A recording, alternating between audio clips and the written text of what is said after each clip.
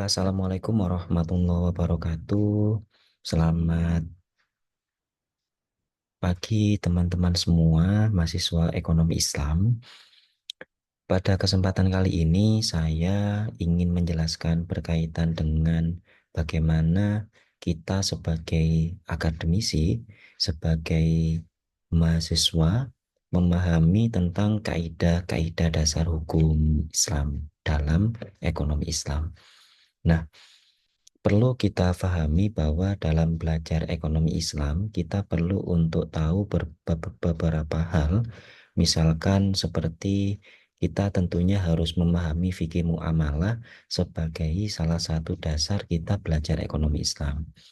Nah, fikih muamalah itu tentu diturunkan supaya lebih mudah untuk kita pelajari menjadi satu konsep yang akan membantu kita dalam memahami ekonomi Islam.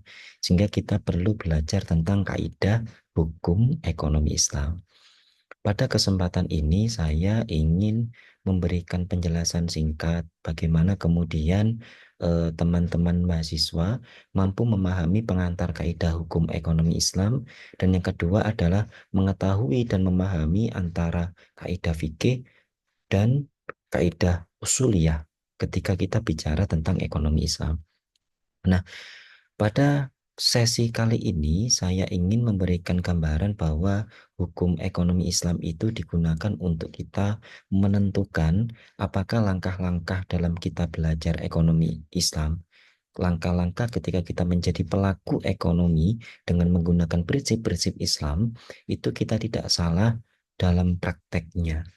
Makanya kita bisa tahu ketika kita akan melakukan sebuah transaksi kegiatan ekonomi, kita akan eh, tahu apakah akad yang kita gunakan ini sudah benar atau salah.